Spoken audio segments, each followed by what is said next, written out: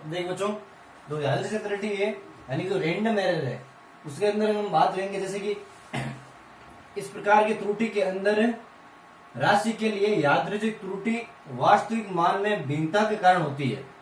वास्तविक मान में भिन्नता के कारण होती है, अर्थात वास्तविक मान में लिए गए पाठ्यांक के मानक्रम से, माना कि हमने कोई पाठ्यांक लिए, उसकी वैल्यू है वो अलग अलग है, अलग अलग वैल्यू है, तो उसकी रियल वैल्यू वो क्या हो जाएगी, del A bar A minus क्या हो जाएगा उसका a one plus a two plus a three dot dot dot plus a n upon, यानी जो कंप्लीट संख्या जानते जाएगी वहां तक आ जाएगी। ठीक है बच्चों, अगला वाला जो हमारा एरर है वो है स्तुत त्रुटि या फिर ग्रॉस एरर।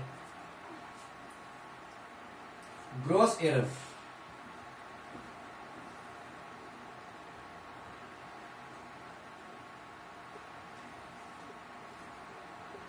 इसके अंतर्गत हम बात करेंगे जैसे कि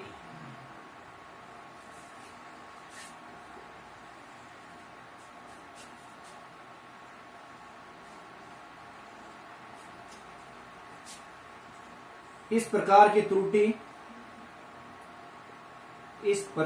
त्रुटि हमारी खुद की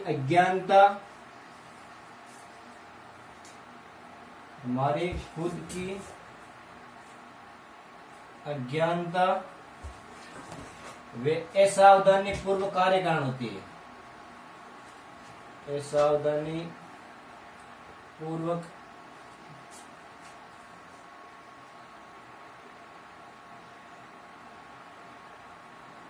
कार्य के कारण होती है,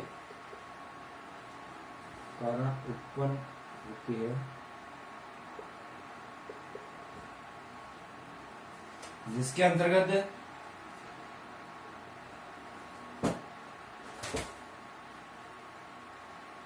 पाठ्यांकों को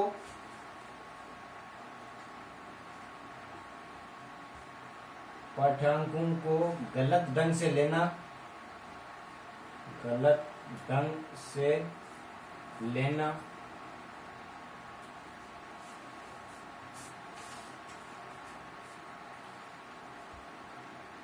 प्रयोगों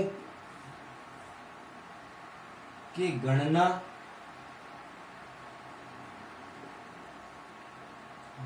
गलत ढंग से करना,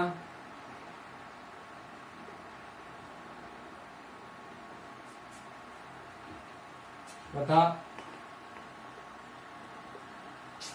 निकाय या हम कह सकते हैं उपकरण के बारे में,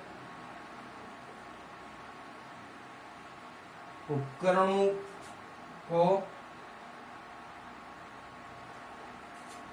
नियोजित ढंग से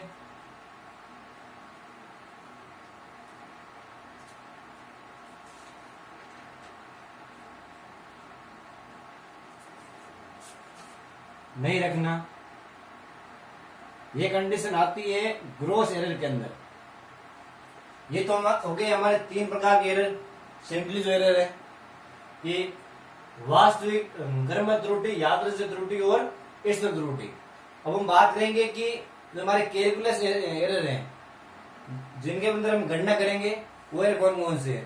तो वो एरर है, एक तो हो गया परम त्रुटि या फिर निरपेक्ष त्रुटि जिसे कहते हैं, देन जो सेकंड हो गया वो है परसेंटेज एरर, और तीसरा है वो है आपेक्षिक या फिर रिलेटिव थ्योरी। तो आइए उसके बारे में बात करते हैं कि ये एरर है वो कहाँ पे लगते हैं, कहाँ पे डिफाइन होते हैं। किसी एरर में, किसी वस्तु में अगर एरर है तो उसका परसेंटेज एरर किस प्रकार से होगा, और सापेक्ष अगर कोई एक वस्तु है जिसके अंदर फिक्स वैल्यू है वो एरर की दी हुई है, तो उसके कंपैरिजन में किसी दूसरी वस्तु का एरर है वो किस प्रकार से होगा, उसके बारे में बात करेंगे।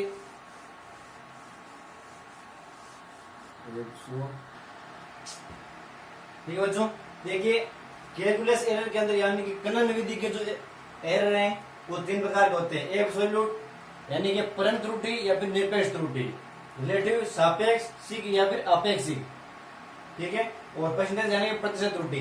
तो एब्सोल्यूट एरर के अंदर बात करेंगे कि इसके अंदर जो हमारे मेजर्ड वैल्यू है, जो हमने वैल्यू को मापा है, जो हमारे पास मापने के बाद वैल्यू प्राप्त हुई है, उस वैल्यू का ओवर जो हमारे पास वैल्यू दी गई है उसका जो डिफरेंशिएट है वो कहलाएगा परम त्रुटि या फिर निरपेक्ष त्रुटि। ठीक है, अब देखिए निरपेक्ष त्रुटि, यहाँ पे यादृच्छिक त्रुटि के अंदर हमने क्या पढ़ा था कि जितने भी पाठ्यांक आ रहे थे उन पाठ्यांकों को क्रम में से लिखा गया था del A bar equal to A1 plus A2 plus A3 upon N। अब यहाँ पर हम लिखेंगे कि जो परम त्रुटियां हैं, निरपेक्ष त्रुटियां हैं, उनके बारे में, उनकी नंबरिंग के बारे में। ठीक है बच्चों, तो del A bar equal to del A1 plus del A2 plus del A3 plus del N upon N तक, और इसका जो मान आ गया कि ये कंप्लीट हमने मेजर वैल्यू है वो फिक्स की है, तो डेल एम अपॉन एन। यहां पर हम बात करेंगे सेकंड के अंदर कि जो हमारे सापेक्ष और अपेक्षिक एरर है उसके बारे में, कि जो बच्चों अब हमारा जो अगला पॉइंट है वो है कि अगर मान लो कोई अगर हम एक्सपेरिमेंट करते हैं, उस एक्सपेरिमेंट के अंदर हमें फिक्स एक फॉर्म है वो मिली हुई है या फिर हमें फाइंड आउट हुई है, तो उस फॉर्म को अगर हमें एडिंग के अंदर, सब्सट्रैक्शन के अंदर इस प्रकार की एरर की फॉर्म के अंदर डिफाइन करना है, तो उसे हम किस प्रकार से डिफाइन करेंगे। तो इसके लिए 5 बेसिक जो एरर की थ्योरम है वो दी गई है। एक होती है एडिंग के अंदर subtraction, multiplication, division and power के रूप में। पावर के रूप में होती है जैसे कि माना कि कोई समीकरण है, इक्वेशन ए इक्वल टू ए की पावर एम अपॉन ए की पावर एन। इस फॉर्म के अंदर जो यानी कि ये पावर के अंदर हो गई, घातांक के रूप में एरर हो गई, तो इस प्रकार के एरर को हम किस प्रकार से फाइंड आउट कर सकते हैं। देन फिर आगे हम पढ़ेंगे जैसे कि जो सिग्निफिकेंट नंबर होते हैं, सार्थक अंक, उनके बारे में, और देन फिर राउंडिंग ऑफ डिजिट्स यानी कि अंकों का पुनर्योजन करना या वियोजन करना। ठीक है बच्चों, तो सबसे पहले हम लोग बात करेंगे कि कॉम्बिनेशन ऑफ एरर के बारे में, जिसका अर्थ होता है कि अगर किसी फॉर्म के अंदर या किसी फिक्स एक्सपेरिमेंट के अंदर कोई रिजल्ट है वो फॉर्मूले के रूप में आ जाए, यानी कि अगर कोई फॉर्मूला है x equal to a plus B के समीकरण के रूप में आ जाए, तो इस प्रकार की जो हमें एरर मिला है उस एरर को किस प्रकार से सोल्व कर सकते हैं। यानी कि किसी भी एक्सपेरिमेंट, अगर हम कोई भी एक्सपेरिमेंट करें तो इसकी जो रिजल्ट है वो इस प्रकार की थ्योरम के अंदर आ जाए या इस प्रकार की थ्योरम के समीकरण के रूप में आ जाए, तो इस एरर को, इस समीकरण के एरर को हम किस प्रकार से सोल्व कर सकते हैं और इस एरर को निकाल सकते हैं, तो वो चीज हमें फाइंड करनी है। ठीक है बच्चों, तो आइए बात करते हैं कॉम्बिनेशन ऑफ एरर के बारे में। तो देखिए बच्चों, कॉम्बिनेशन ऑफ एरर के बारे में, माना कि कोई समीकरण हमारे पास में इक्वेशन दी हुई है x equal to a plus B, तो इसके अंदर जो एब्सोल्यूट एरर है, यानी कि यहाँ तो संभावित मान हो सकता है कि x के अंदर जो उत्पन्न त्रुटि है वो तो हो गई डेल x, देन फिर a के अंदर उत्पन्न जो त्रुटि है वो हो गई डेल a, और b के अंदर डेल b। कंप्लीट इस जो हमें एब्सोल्यूट एरर फाइंड आउट हुआ है उस एरर को हम लोग इस समीकरण के अंदर पुट कर देंगे एज इट इज। तो मैंने इस वैल्यू को, जो हमें एब्सोल्यूट एरर प्राप्त हुआ है, उस एब्सोल्यूट एरर को मैंने x equal to a plus B की इक्वेशन के अंदर वो पुट कर दिया। तो ये वैल्यू पुट हो गई x plus minus del X, a plus minus del A plus b plus minus del B, जो कि एक नई थ्योरम में, नई समीकरण है वो बन करके तैयार हो गई। तो इसको हम किस प्रकार सोल्व करेंगे, यह तो हो गया यहाँ पे एज इट इज, देन फिर a प्लस बी, यानी कि इसको अगर मल्टीप्लिकेशन करेंगे, एक सरलीकरण रूप होगा तो हो जाएगा a plus B, a plus B. ठीक है बच्चों, और प्लस माइनस देन फिर डेल ए प्लस माइनस डेल बी। ठीक है,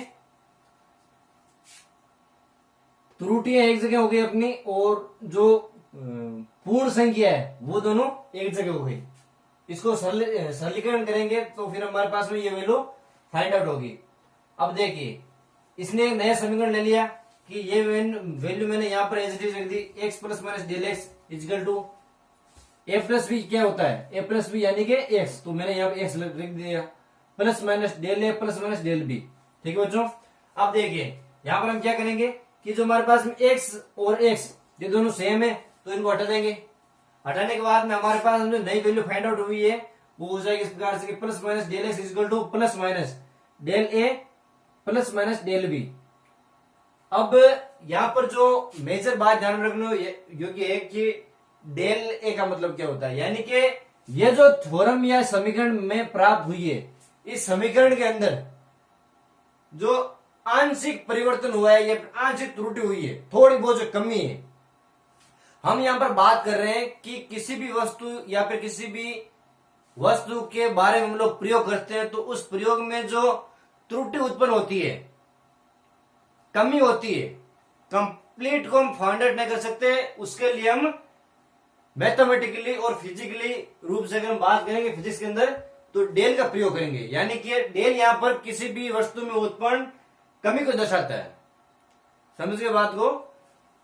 फॉर एग्जाम्पल अगर मैं बात करूं कि ये कोई एक एरिया है किसी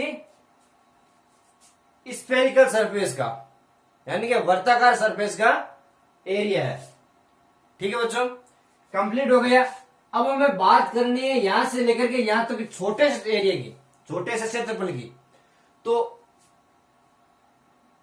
इस कंप्लीट का ज्ञात करना है तो पहले हम ज्ञात करेंगे छोटे के बारे में, छोटे एरिया के बारे में, छोटे क्षेत्रफल के बारे में। तो छोटे क्षेत्रफल को किस प्रकार से काउंट कर सकते हैं, यानी कि ये हो गया अल्पांश एरिया, अल्पांश क्षेत्रफल, जिसे हम अनुप्रस्थ काट क्षेत्रफल भी बोल सकते हैं। तो उसी तरह यहां पर एरिया के अंदर जो del x, del A, del B, ये जो मैं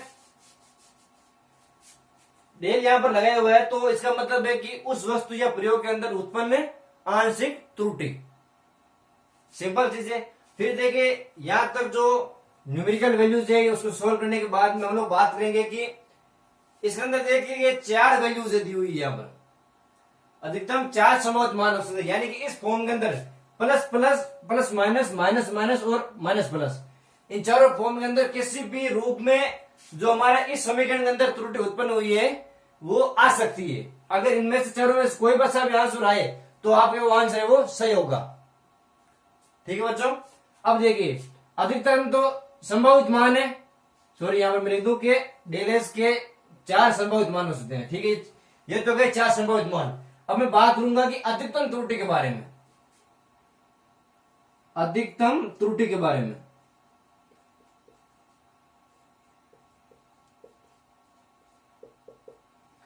तो अधिकतम त्रुटि यहां पर क्या हो गई, plus del A plus del B,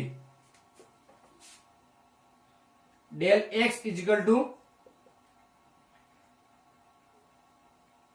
del A plus del B, ये शिखर मान हो गया इसका। कोई भी त्रुटि हमें प्राप्त हुई है उसका ये मैक्सिमम वैल्यू हम इस प्रकार की थ्योरम से ज्ञात कर सकते हैं। ये तो हो गए मिनिमम और ये हो गई मैक्सिमम एरर, जो हमें फाइंड आउट करना है उसको हम इस प्रकार से फाइंड आउट करेंगे, ठीक है बच्चों। यहां तो ये पैटर्न समझ में आ गया। अब उसी तरह हम बात करेंगे कि माइनस के बारे में, ठीक है। तो माइनस के अंदर क्या सिस्टम है कि प्लस और माइनस दोनों साथ में चलते हैं। माइनस के बारे में बात करेंगे तो यहां पर देखिए कि subtraction of error, subtraction of error, माना कि कोई समीकरण ए माइनस बी, तो ये फॉर्म क्या यहां पर देखिए सेम है कि एक्स के अंदर डेल एक्स, ए के अंदर डेल ए और बी के अंदर डेल बी, ये त्रुटि हमें फाइंड आउट हुई है। या फिर इसके अंदर जो त्रुटि है वो संभावित मान निरपेक्ष त्रुटि के रूप में, ये त्रुटि इतनी है। अब फॉर्म के रूप में अगर हम ज्ञात करना है तो ये चीजें भी एज रहेगी, सिर्फ यहां पर साइन है वो चेंज होगा, माइनस का जाएगा। तो देखिए यहां पर फिर चेंजिंग हो जाएगा कि ए माइनस बी। उसी प्रकार से ज्यादा प्लस और माइनस में, यानी कि एडिंग और सब्सट्रैक्शन के अंदर हमें चेंज नहीं करना है, वो की वो चीजें सिर्फ साइन का ही चेंजिंग है। बस आपको मेथड पता होना चाहिए दोनों के बीच में या फिर दोनों के बारे में। तो देखिए कि यहां पर तो हो गई ए माइनस बी, ये वैल्यू ऐसी चीज रख दी। फिर ए माइनस बी की वैल्यू हमें पता है कि एक्स होता है ए माइनस बी का मान, तो यहां पर मैंने एक्स रख दिया। फिर एक्स और एक्स यहां से कैंसिल आउट हो गए, वैल्यू कौन सी बची, यही 4 वैल्यू, और अधिकतम मान वो का वो। मेथड दोनों का सब्सट्रैक्शन का और एडिंग का सेम ही है, ज्यादा इसके अंदर हार्ड नहीं है। बस थोड़ा बहुत मेथड और थोड़ी बहुत विधि पता होनी चाहिए इसके अंदर। पहले वाला था अगर किसी भी समीकरण के अंदर किसी को जोड़ने पर हमें त्रुटि मिल जाए तो उस त्रुटि को हम किस प्रकार से फाउंड आउट कर सकते हैं, किस प्रकार से उस त्रुटि को दूर किया जा सकता है, वो तो एक थ्योरम हो गई पहले जैसी। और अब हम दूसरी जो सब्सट्रैक्शन के अंदर अगर हम हमारे पास में एरर आ जाए तो उस एरर को किस प्रकार से निकाल सकते हैं, उसके लिए ये वीडियो हो गई। तीसरे वाला जो बिंदु है हमारे पास में, टॉपिक है हमारे पास में, तो वो हो जाएगा मल्टीप्लिकेशन के अंदर एरर। ठीक है, तो आइए बात करते हैं। तो बच्चों, एरर इन मल्टीप्लिकेशन यानी कि अगर कोई इक्वेशन मल्टीप्लिकेशन फॉर्म के अंदर हो तो उसके अंदर जो एरर उत्पन्न होगा तो उस एरर को हम किस प्रकार से दूर कर सकते हैं, तो वो थ्योरम यहां पर हम पढ़ेंगे। जैसे कि माना कि कोई समीकरण x equal to A dot B गुणा के रूप में है, एक दूसरे से जुड़े हुए हैं, कनेक्ट है, घुले मिले हुए हैं, तो उनके बीच में जो परम त्रुटि निकल आएगी वो हो जाएगी कि x equal to del S, यानी कि x के अंदर जो हमारे पास में त्रुटि निकलेगी वो तो जाएगी डेल एक्स, देन फिर a के अंदर डेल ए और b के अंदर डेल बी। जो कमी उत्पन्न हुई है उसे हम डेल के माध्यम से डिफाइन करेंगे। तो आइए समीकरण रूप में इसे हम लिखें तो x plus minus del x equal to 1 a plus minus del A dot गुणा के रूप में। खाली इनके अंदर क्या करना है कि डेल जो हमारे पास में यानी कि जो एरर के अंदर जो उत्पन्न हुआ है समीकरण के एलएचएस और आरएचएस पार्ट में, तो उस एरर को ऐड करना है। ठीक है, और बाकी जो थ्योरम में है वो एच डी लिखनी है, यानी ए के अंदर कितनी उत्पन्न हुई है, बी के अंदर कितनी उत्पन्न हुई है, उन दोनों को एडिंग और मल्टीप्लिकेशन करके लिखना है। एक्स के अंदर जो एरर उत्पन्न हुआ है उसे एडिंग और मल्टीप्लिकेशन करके लिखना है। तो a plus minus del A dot b plus minus del b plus minus del B. ठीक है बच्चों, तो इस फॉर वापस से एच डी लिख देंगे A B A plus minus del A upon A 1 plus, और फिर इसको यहां पर हम लिखेंगे जैसे 1 plus minus del B upon B. कहने का मतलब ये हो गया कि इन दोनों को कर दिया मैंने मल्टीप्लाई, या फिर दूसरी तरह से हम देखें तो इसके अंदर मैं अगर एक को डिवाइड करूं, इसके अंदर मैं ए को डिवाइड करूं तो ए को डिवाइड करने पे क्या होगा 1 प्लस माइनस डेल ए के अंदर डेल ए अपॉन ए। पहले डिवाइडेशन ए का, फिर इसके अंदर डिवाइडेशन किसका हो जाएगा बी का, तो 1 plus minus del B upon B. तो फिर इन दोनों को एक से लिख दूं, ये हो गया बी। तो ये फॉर्म निकल आ गई नहीं आई, सही है ना एक ही चीज, बस समझना आपको और कुछ नहीं करना। मल्टीप्लिकेशन जैसे कि एक चीज है, आप अगर इस फॉर्म को मल्टीप्लिकेशन करोगे तो वापस इसको बाहर निकालना पड़ेगा, वापस इसको बाहर निकालना पड़ेगा। तो पहले सिस्टमेटिकली आप ए का डिवाइडेशन इसके अंदर कर दो और बी का डिवाइडेशन इसके अंदर कर दो, फिर इन दोनों को एक साइड में कर दो, फिर जो वैल्यू हो जाएगी उसको मल्टीप्लिकेशन एक साइड में कर दो। देन फिर आगे हम बात करेंगे कि error X plus X 1 plus minus del x upon X, इसको भी इस तरह की फॉर्म के अंदर लिख दिया कि एक्स बाहर निकाल दिया तो एक्स का डिवाइडेशन इसके अंदर हो गया एक बार, देन फिर डेल एक्स अपॉन एक्स, इसको एक्स बाहर निकाल दिया यहां पर, और ये फॉर्म क्या हो गई A B equal to X, same चीज है। तो एक्स 1 प्लस माइनस डेल ए अपॉन बाकी चीज को एच डी लिख दिया वापस, एक्स को एक्स से कैंसिल आउट कर दिया। फिर देखिए ये वैल्यूज हमारे पास में यहां पर बच गई, और यहां पर जो वैल्यूज बच गई वो हमारे पास में ये हो गई कि ए को एक से डिवाइड किया मल्टीप्लिकेशन किया तो 1, फिर इसको डेल बी अपॉन बी और डेल ए अपॉन ए को 1 से वापस, तो ये वैल्यूज हो गई यहां से फाइंड आउट, और देन फिर इसको और इसको डिवाइड किया तो यहां पर ये वैल्यू फाइंड आउट हो गई। अब इस जो हमारे पास में ये मल्टीप्लिकेशन आई है, ये जो रूल आया है, तो इसके कहने का मतलब ये है कि अगर मैं किसी छोटी से छोटी संख्या के अंदर किसी बड़ी संख्या का भाग दूं, किसी बड़ी संख्या से उस छोटी संख्या को डिवाइड करूं तो उसके अंदर आंसर क्या आ जाएगा, छोटा आ जाएगा। तो पहले तो हम बात करेंगे कि डेल ए अपॉन ए के बारे में।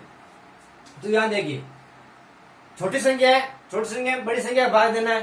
डेल ए वो कंप्लीट ए के अंदर थोड़ी बहुत एरर है वो निकल गई है, तो उस थोड़ी बहुत एरर में ए का डिवाइड करेंगे, फिर बी के अंदर डेल बी के अंदर बी का डिवाइड करेंगे। तो इन थोड़ी बहुत जो हमारे पास में एरर निकल के आई है उन एरर को मल्टीप्लिकेशन करेंगे, यानी कि इसके अंदर थोड़ी चीज और उसके अंदर थोड़ी चीज, इन थोड़ी थोड़ी चीजों को वापस मल्टीप्लिकेशन करेंगे, उनका उत्तर भी और थोड़ा आएगा यानी और कम आएगा। तो इसको हम क्या कर सकते हैं, नेगेटिव कर सकते हैं, यानी कि नगण्य मान सकते हैं। तो यहां पर वैल्यू क्या हुई, डेल एक्स अपॉन एक्स के 4 संभावित मान हो गए। यहां पर 4 संभावित मान कौन कौन से हो गए कि plus minus del x upon X equal to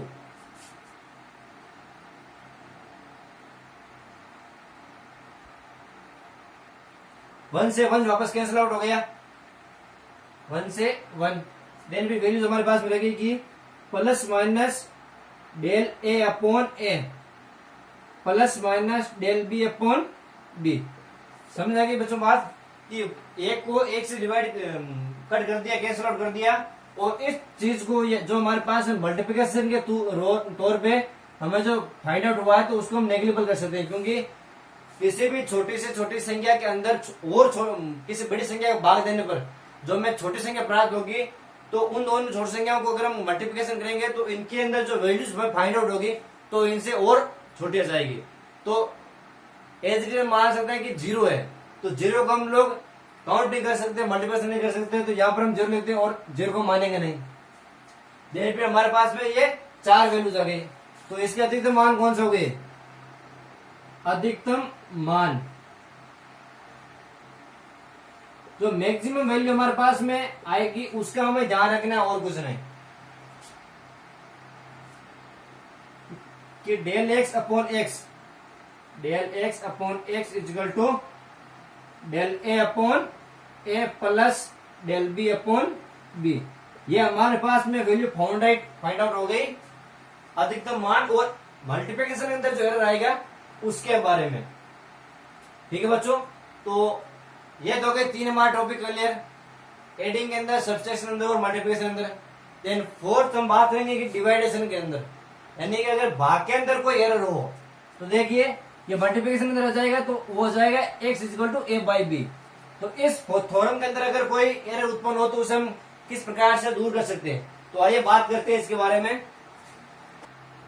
ठीक बच्चों, तो अब देखिए बात करेंगे कि एरर इन डिवाइडेशन के अंदर। तो सिस्टमेटिक तरीके से माना कि कोई समीकरण x equal to a by b है, तो परम त्रुटि x equal to del x upon del x, a के अंदर त्रुटि उत्पन्न होती है वो है डेल ए और बी के अंदर डेल बी।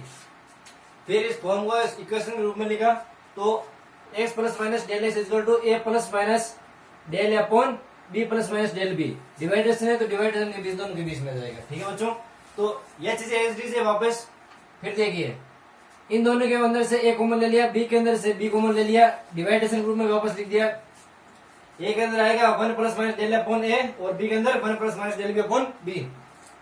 तो देखिए कि आगे x 1 plus minus del x upon a x equal to ये क्या फॉर्म हो गई a by B equal to x। तो ये वैल्यू हो गई x और कंप्लीट को एज लिख देंगे वापस। फिर देखिए यहाँ पर x है, यहाँ पर x है, दोनों x कैंसिल आउट कर दिया। कैंसिल आउट करने के बाद में जो वैल्यूज हमें फाइंड आउट हुई है वो हो गई 1 plus minus del x upon x equal to 1 plus minus del upon a। Then division, इसको अगर मैं मल्टीप्लिकेशन रूप में लिखूं तो यहाँ पे क्या आ जाएगा, इनवर्स रूप में आ जाएगी, इनवर्स फॉर्म के अंदर आ जाएगी 1 plus minus del upon B. अब देखिए यहाँ से अगर मैं इनवर्स साइन को हटाऊं तो इनके बीच जो साइन है वो अपोजिट हो जाएंगे, यानी ये प्लस माइनस है तो माइनस प्लस हो जाएंगे। ठीक है बच्चों, तो देखिए फॉर्म एज इट इज, यहाँ पर 1 plus minus del upon A 1 minus plus, क्योंकि अगर इनवर्स हटेगा तो इनके बीच चिन्ह है वो अपोजिट हो जाएगा, minus plus del B upon B. फिर देखिए कि 1 plus minus del x upon x is this form, इनको मल्टीप्लिकेशन किया, मल्टीप्लिकेशन करने के बाद में इस फॉर्म को हम क्या करेंगे, नेगलेक्ट कर देंगे, क्योंकि छोटी छोटी संख्या है, तो छोटी संख्या में अगर किसी को गुणा करेंगे, भाग करेंगे तो ओवर उनसे ज्यादा छोटे आ जाएंगे, यानी कि जीरो मान लेंगे, तो जीरो को हम लोग काउंट नहीं कर सकते। ठीक है बच्चों, तो आइए देखिए कि आगे plus minus del x upon x is equal to plus minus del A upon a, यहां पर 1 और 1 दोनों एक दूसरे से कैंसिल आउट हो गए, plus minus del A upon A minus plus del B upon B minus plus del A upon A dot, इसको वापस नेगेट कर दिया, तो 4 वैल्यूज है वो इसके अंदर फाउंडेड हो गई, यानी कि इसकी भी 4 वैल्यूज है वो पॉसिबिलिटीज है कि किसी भी फॉर्म के अंदर माइनस प्लस प्लस माइनस इन दोनों की चारों के अंदर किसी भी रूप में इस इक्वेशन के अंदर जो एरर है वो हम फाइंड आउट कर सकते हैं। तो इसका अधिकतम मान हो गया कि मैक्सिमम वैल्यू यहां पर हो गई del x upon x is equal to del A upon A plus del B upon B, ये क्या हो गई इसकी मैक्सिमम वैल्यू। ठीक है बच्चों, तो ये तो हो गया हमारा एरर इन डिवाइडेशन। अब हम बात करेंगे कि अगर हमारे पास में एरर पावर के रूप में हो, घातांक के रूप में, तो देखिए यानी कि a इक्वल टू एन या फिर a की पावर m अपॉन a की पावर n, इस थ्योरम के अंदर हमारे पास में एरर, तो उसे हम किस प्रकार से दूर कर सकते हैं और जो सोल्व किस प्रकार से कर सकते हैं, आइए देखिए उसे हम बात करते हैं। जैसे कि देखिए बच्चों, अगर घातांक के रूप में एरर हो तो उसे हम किस प्रकार से दूर कर सकते हैं। देखिए कि माना कि कोई समीकरण x equal to s is equal to a की पावर m अपॉन b की पावर n है, तो इसके अंदर जो कमी आएगी इस इक्वेशन के अंदर हमारे पास जो एरर आएगा उस एरर को हम इस फॉर्म में लिखेंगे कि एलएचएस साइड में जो हमारे पास में एरर उत्पन्न होगा वो तो जाएगा डेल एक्स, और आरएचएस में ए के अंदर डेल ए और बी के अंदर डेल बी, फिर दोनों तरफ समीकरण के दोनों तरफ हम लेंगे लॉग लेने पे क्या होगा, log x equal to log a की पावर m log a की power a base m, sorry log a की power m minus log b की power n, log x equal to m log a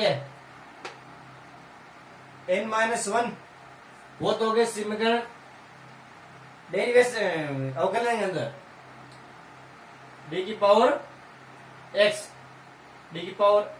power n, तो n dx n minus 1 यहां पर हो जाता है। यहां पर हमारे पास में समीकरण है वो हो जाएगी कि बेस हो जाएगा, अगर हमारे पास में जो घातांक यहां पर दिए गए तो वो तो जाएगा सामने, देन फिर ये जो बेस है वो एलसीडी रखा जाएगा। समझने की बात कि यहां पर अगर कोई भी घातांक है जैसे कि ये है और ये है, तो लॉग को सोल्व करने पर क्या होगा कि ये जो फॉर्म में ये वो सामने आ जाएगी। यहां पर मैंने माइनस चिन्ह क्यों लिखा है, क्योंकि लॉग के अंदर जो अगर डिवाइडेशन में कोई भी इक्वेशन रहती है तो उसके बीच में चिन्ह आता है माइनस का, और अगर मल्टीप्लिकेशन के अंदर रहती है तो उसके अंदर चिन्ह आता है एडिंग का। ये बात आपको मेजर ध्यान रखनी होगी। डिवाइडेशन तो माइनस, मल्टीप्लिकेशन तो एडिंग, ये लॉग के अंदर आप लोगों को मैथमेटिक्स के अंदर बता दिया जाएगा। ठीक है बच्चों, तो ये तो यहां तक चीज की दोनों लॉग लेने के बाद में फिर हम क्या करेंगे कि जैसे इनके अंदर अवकलन करेंगे, तो log x अवकलन क्या हो गया 1 अपॉन x, इसी तरह m dA अपॉन a और माइनस db अपॉन b। सापेक्ष त्रुटि के रूप में अगर dA है तो ये क्या होगा, इस तरह से डेल के अंदर आ जाएगी। ये भी एक किसी भी वस्तु का अल्पांश निकालना अगर हो तो उसे हम डेल dA और डेल के अंदर डिफाइन कर सकते हैं। इन तीनों फॉर्म के अंदर किसी भी फॉर्म में अल्पांश उसका निकाल सकते हैं। तो dx है तो यहाँ पर सापेक्ष त्रुटि के रूप में डेल एक्स अपॉन एक्स, और ये वैल्यूज यहाँ पर वापस एज आ गई। तो देखिए plus minus del A upon A minus plus minus चिन्ह तो minus plus N del B upon B. अधिकतम इसके मान हो गए 4 कि del x equal to del x upon X, sorry del x upon x equal to plus minus N del A upon plus M del B upon B.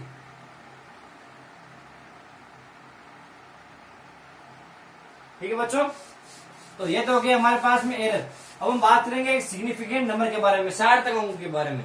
तो आइए बात करते हैं उनके बारे में। जैसे कि बच्चों सार्थक अंक सिग्निफिकेंट नंबर, इसके अंदर हम हमारे पास में कुछ बेसिक 6 पॉइंट दिए गए हैं। इन 6 पॉइंट के आधार पर हम इनके एग्जाम्पल के थ्रू समझेंगे कि कौन कौन सी वैल्यूज है वो सार्थक अंक के अंदर आती है और कौन कौन सी वैल्यूज सार्थक अंक के अंदर नहीं आती है। तो देखिए कि सबसे पहला जो हेडिंग पॉइंट हमारे पास में कि सभी ए शून्य अंक सार्थक अंक होते हैं।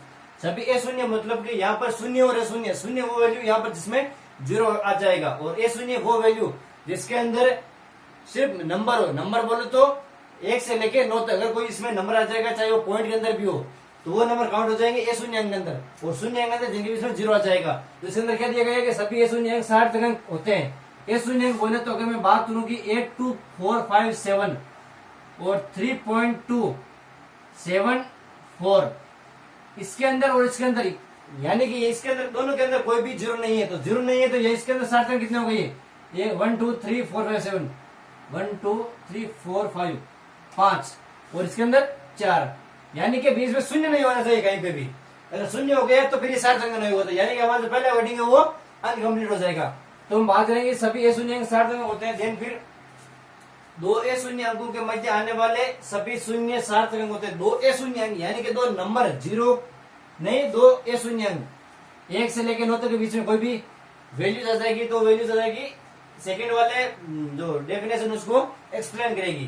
तो देखिए 2 ए शून्य अंक अगर मैं बात करूं कि 20003 और 3.0027, अब देखिए ये मैंने यहाँ पर 2 एग्जांपल ले लिए। हेडिंग क्या कहता है, डेफिनेशन क्या कहती है कि 2 ए शून्य अंकों के मध्य, तो ये हो गया 1 ए शून्य अंक और ये गया 1 शून्य अंक के मध्य आने वाले सभी शून्य सार्थक अंक होते हैं। सार्थक अंक होते हैं यानी कि वैल्यू सही हमारी। तो इसके अंदर अंक कितने हो गए? 1, 2, 3, 4, 5 और इसके अंदर 1, 2, 3, 4, 5, इसके अंदर भी 5। समझ में आ गई बात? ज्यादा हार्ड नहीं है, बस एग्जाम्पल थ्रू आप लोगों को समझना है।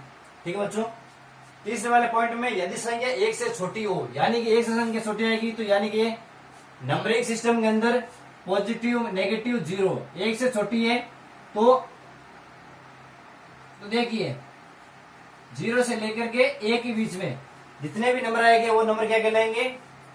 0 से लेकर के 1 के बीच में जो संख्या आएगी वो इस डेफिनेशन को एक्सप्लेन करेगी। यदि संख्या 1 से छोटी है तो दशमलव बिंदु दाहिने तथा ए शून्य अंक के बाईं ओर से सभी शून्य सार्थक नहीं होते। इसके बाद में एग्जाम्पल दिखेंगे कि 0.0024। अब देखिए डेफिनेशन क्या कहती है कि 1 से छोटी है, हमारे पास में 1 से छोटी है, दशमलव बिंदु दाहिने तथा ए शून्य अंक के बाईं ओर स्थित सभी शून्य सार्थक नहीं होते। ये शून्य है जो सार्थक अंक नहीं होंगे, तो इसके अंदर सार्थक अंक कितने हो जाएंगे? 2। समझ में आई बात?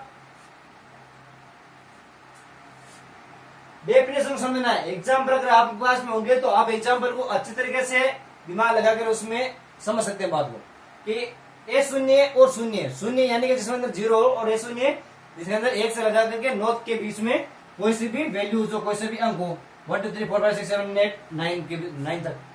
ठीक है बच्चों, ये तो हमारे पास में 3 फिक्स।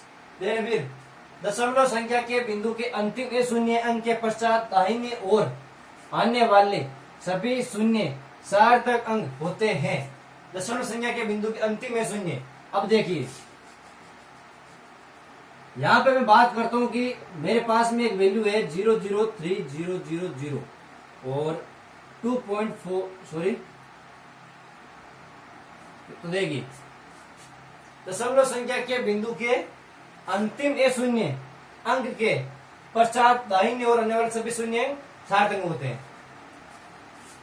यहां पर जो सार्थक अंक होते हैं तो इस चीज को काउंट नहीं किया जा सकता, इस चीज को काउंट वो नहीं किया जा सकता।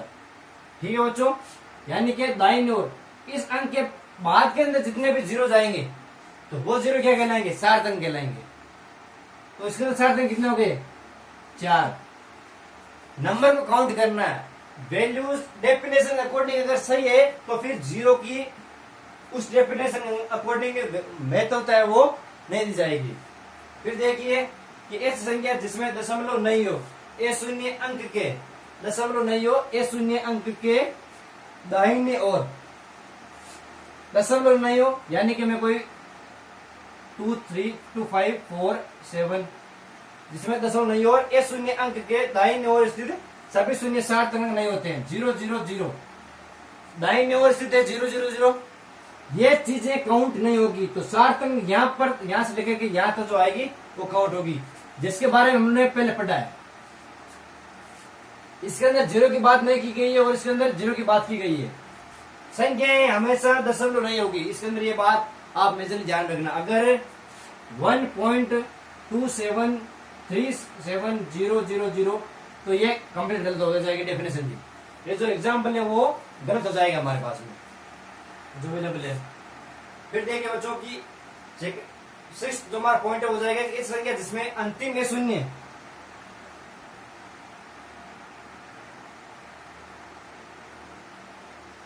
अंतिम ए शून्य राशि के दाईं ओर आने वाली सभी शून्य सार्थक होते हैं तथा इनको मापन द्वारा प्राप्त किए गए हो।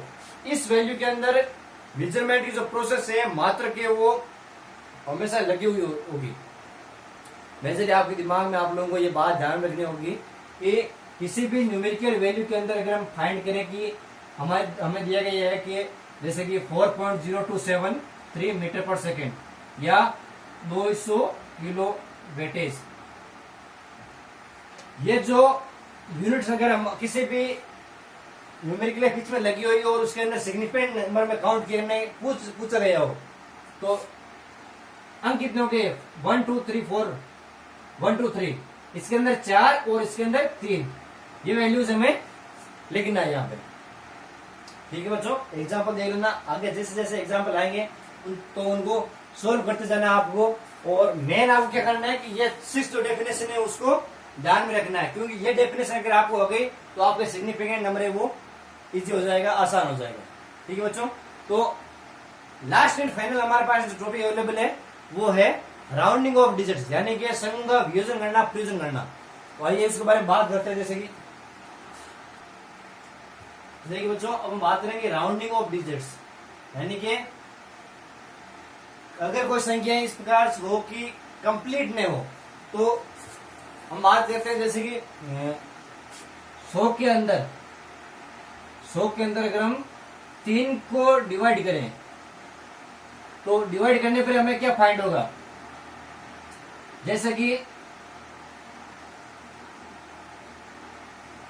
3 times 9, देन फिर वैल्यू जाएगी बच जाएगी 1 और 0 3.3333 ऐसे जैसे कि आता जाएगा। ये वैल्यू कंप्लीट नहीं होगी, 3 पॉइंट आता जाएगी। तो हम क्या करेंगे, इस कंप्लीट को निकाल के 4 कर देते हैं। करते हैं नहीं करते, यानी ये पूर्ण करते हैं संख्याओं को। तो संख्याओं को पूर्ण करने की ये तो होगी ये डायरेक्ट विधि। अब इसी कुछ टर्म्स इस प्रकार से जैसे कि इन टर्म्स को फॉलो करने के आधार पर हम किसी भी संख्या को कंप्लीट कर सकते हैं। तो देखिए फर्स्ट टर्म्स हो गई, यदि हटाई जाने वाली संख्या 5 से कम है तो पूर्णांकित अंक ऐसे ही छोड़ देते हैं।